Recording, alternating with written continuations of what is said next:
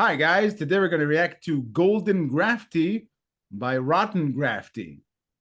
We don't know this band, first time reaction. This is a Buy Me a Coffee request from JM. Thank you JM for yet another request and for your ongoing support. Thank you JM for the constant support. We appreciate you introducing us to another new band.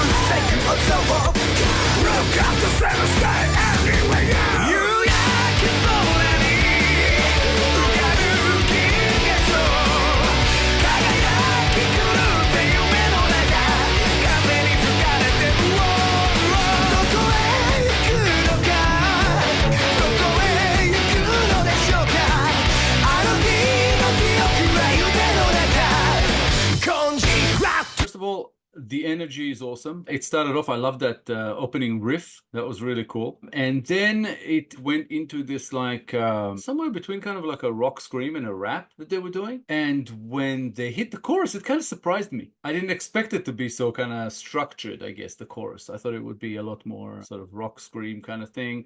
But it's like they have this kind of rock funk thing going on with a bit of that rap rock thing. And yeah, it's pretty cool. Rottengraffty and yeah, Golden Grafty, Gold Grafty. I'm not sure what the name of the song is. But yeah, but again, I don't know if the grafty means graffiti or it means something else. Japanese band, sometimes things get lost in translation. It's all a bit fuzzy in that regard, but who cares? It sounds fantastic.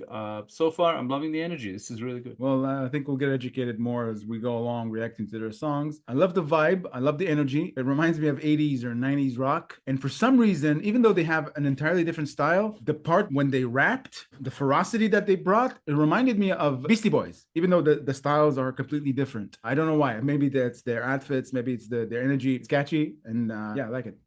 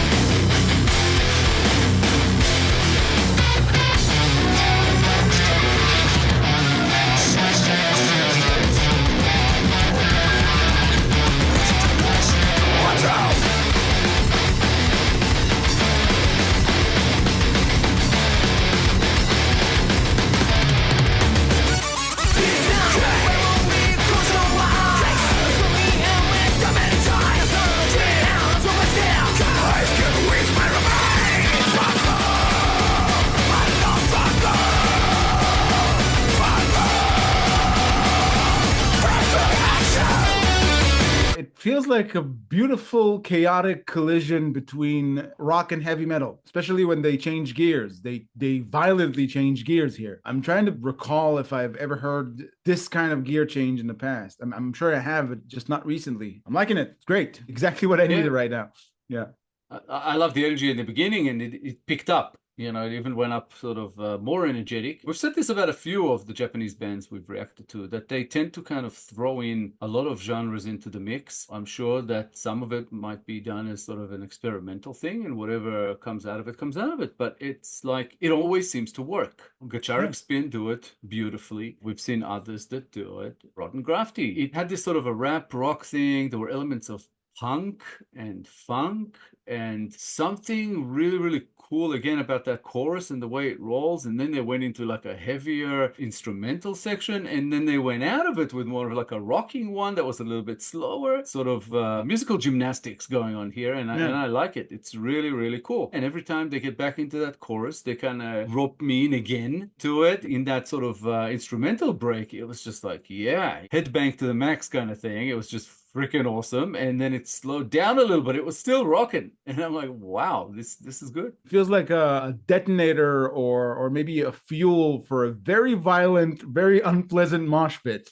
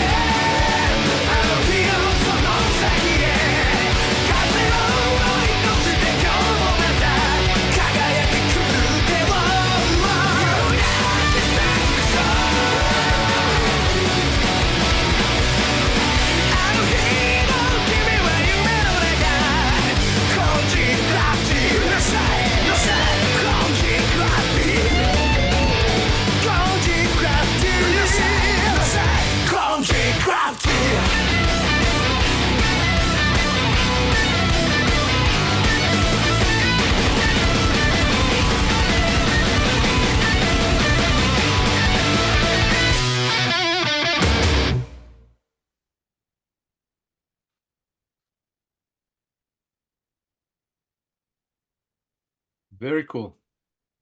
Yeah.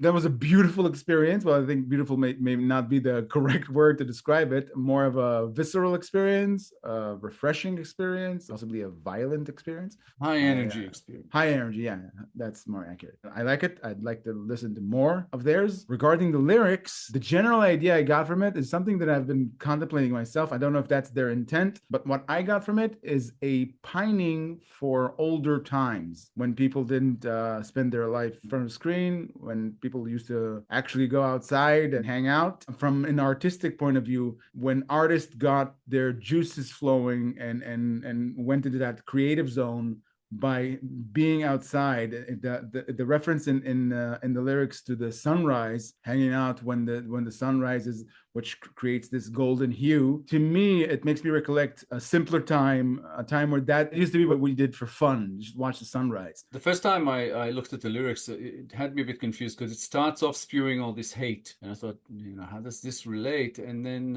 I thought, okay, I've got a feeling I know what it's saying. But then it hit me in a later verse where it says, looking at a monitor is too easy. It drives me crazy. It feels so much better being all together under the sun. A day of labor that ends with a full course. No other feeling can quench my thirst. So basically they're saying, like you said, talking about today, about the way social media works, about how people hide behind their monitors, behind their keyboards, and just spew all this hate. And it's just easy to put it out there and hide behind everything that they're hiding behind. It's like, what do you see in this world? Like, all we see is this. We see this hate online. We see people arguing, people fighting. There's always like all this mess going on, but there's no actual discourse or debate or anything like that anymore. It's like, either agree with me or we're going to war, that kind of thing. There's never any middle ground. And yes, it's pining for the past, because it basically talks about our memories back then feel just like a dream, which is what they call golden grafty. So it's like a golden age or something like that of, you know, when things were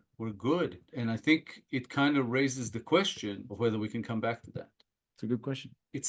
Yeah, in one verse it says, Do you know where to go? Do you know if you want to be there? Everything we felt back then feels just like a dream. It's like, do we want to go back because we might have to give up something of what we have right now, which is maybe, technology, maybe social media, something. Something has to go, some kind of a revolution maybe. It's just interesting. It can go in many, many different ways. It talks about, distant memories, how now we're lost in a maze. I think that's kind of how we feel about life at the moment, about what's going on in the world. I believe actually that, well, Gen X's and millennials, people like you and I, we are silently, maybe unaware that we're silently mourning those times. Every time you come across like-minded people who like you pine for simpler times, you recall yourself that simpler times were great. You're not just being nostalgic. They were factually, objectively better than what you're feeling now, because you can measure it by how your day is going, how you spend your day. And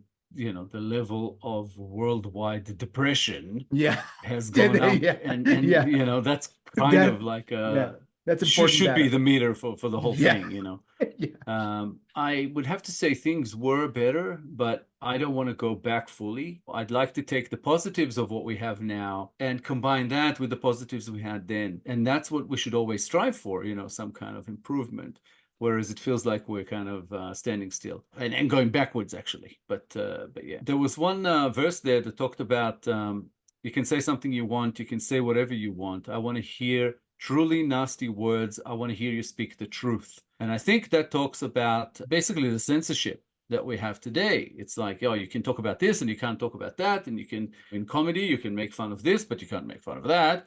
And you can't tell people that they're this, that you can't tell them that they're not that. And it's like we're being told what we're allowed to say, and there's no discussion. Yeah. It's like, that's how it is, and that's it. And it's Yeah. like, no, it actually isn't. But especially the younger generation of today, they don't want to hear it. There's a lot in the younger generation of today that think the same as we do, Yeah. about logic and fact and whatever. But there's a whole slew of people who have just lost the plot in that regard. And I think to some extent, that's what this song is talking about. And it might not. We might just be taking it to where we want to take it. Because the lyrics are not terribly clear. It's all kind of not exactly subtexted, but it could go in many, many different ways. It's just the way we chose to take it because it hits us on a personal note. Very interesting, very cool. I really like the energy of the song. It just kind of makes you feel like you want to hear more from them. You want to go to a show and experience some of this good fun. Yeah. Yeah. I like what you said about the next generation, because we're talking about being limited with what we can say. And for them, it already trickled down and regressed them to being limited in how they can think. They all fall in line with a predetermined narrative that we can see. We can see it happening because we remember what it was like when you could say things, when you had more freedom, when political correctness wasn't the be all and end all. There was a section there that I thought was really interesting. It talked about these distant memories. Close your eyes, lost in a maze. We're lost in a maze, die many times, as we die many times. No hope, no dream, and rotten myself. I'm hopeless, dreamless, and rotten myself. I'm scared with my legs bent, kneeling and begging for my life. And it's like a pleading for some sort of logic, for some sense, for everything to make sense. We're lost in a maze. We need it to make sense, and it's not making sense. That line, no hope, no dream, because it's like you can't really do anything anymore. If you do that, you're canceled. If you do that, nobody wants to hear from you, Yeah. and they will fight so hard to put you away. There's so much venom, and that's again where the song takes me. It's like very much a criticism on today and the way people are and the way we're growing accustomed to living this way. It's probably not a good path for us to go. No, and the sense of helplessness is very prominent in those lines that you mentioned. Yeah, thank you, JM, for this awesome request. And yeah, please, more of this, because this is really, really cool. We really enjoyed it. So spot on. Well done. Thank you again for the ongoing support. Much appreciated. Yeah, thanks, JM, for the introduction to Rottengraffty. We enjoyed reacting to their song and talking about the subject matter. If you enjoyed this episode, guys, please be sure to like, subscribe, comment, and click the little bell icon so you'll get notified on all our future videos. If you have a request you'd like bumped up the line, please make it through Buy Me a Coffee. All contributions are, of course, very much appreciated. Thank you all for sticking with us. Thank you all for your time. Thanks a lot, guys. We appreciate all the support coming our way. We'll be back in a couple of days with a new episode, and we hope to see you all then. Thanks again. Bye for now. Bye, guys.